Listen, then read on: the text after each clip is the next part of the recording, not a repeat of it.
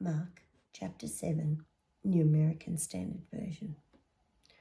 The Pharisees and some of the scribes gathered around him when they had come from Jerusalem and had seen that some of his disciples were eating their bread with impure hands, that is, unwashed. For the Pharisees and all the Jews do not eat unless they carefully wash their hands, thus observing the traditions of the elders. And when they come from the marketplace, they do not eat unless they cleanse themselves. And there are many other things which they have received in order to observe, such as the washing of cups and pitchers and copper pots. The Pharisees and the scribes asked him, "Why do your disciples not walk according to the tradition of the elders, but eat their bread with impure hands?" And he said to them, "Rightly did Isaiah prophesy of you hypocrites, as it is written, 'This people honours me with their lips, but their heart is far away from me. But in vain do they worship me, teaching as doctrines the precepts of men. Neglecting the commandment of God, you hold to the tradition of men.'" He was also saying to them, "You are experts at setting aside the commandment of God in order to keep your tradition. For Moses said, 'Honour your father and mother,' and he who speaks evil of father or mother is to be put to death.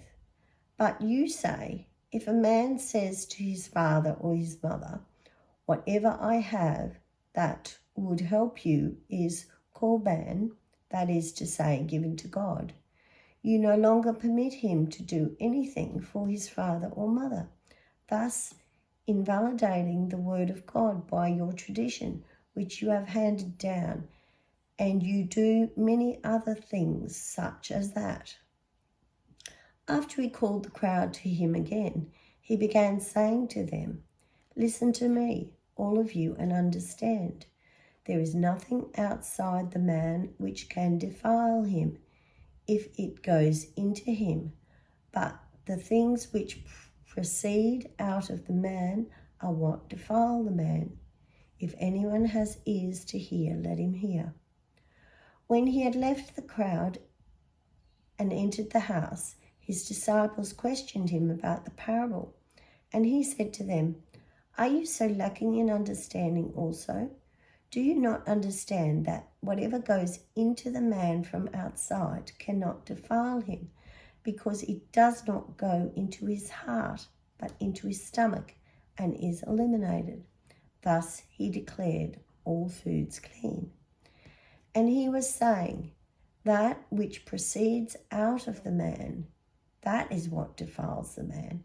For from within, out of the heart of men, proceeds the evil thoughts, fornications, thefts, murders, adulteries, deeds of coveting and wickedness, as well as deceit, sensuality, envy, slander, pride, and foolishness. All these evil things proceed from within and defile the man." Jesus got up and went away from there to the region of Tyre. And when he had entered a house, he wanted no one to know of it, yet he could not escape notice. But after hearing of him, a woman whose little daughter had an unclean spirit immediately came and fell at his feet. Now the woman was a Gentile of the Syrophoenician race, and she kept asking him to cast the demon out of her daughter.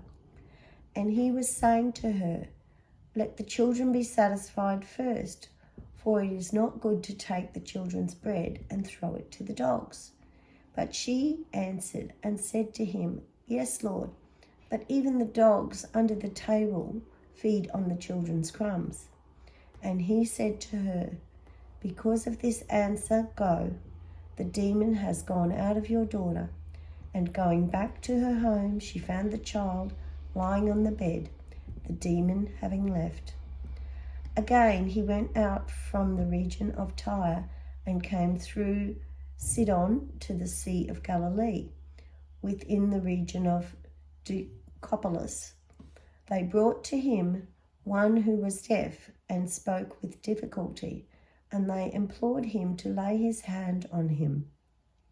Jesus took him aside from the crowd by himself and put his finger in his ears, and after spitting, he touched his tongue with the saliva, and looking up to heaven with a deep sigh, he said to him, Ephphatha, that is, be opened.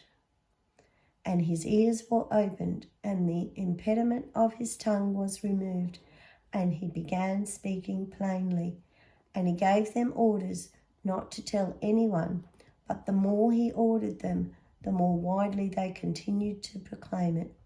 They were utterly astonished, saying, He has done all things well. He makes even the deaf to hear and the mute to speak.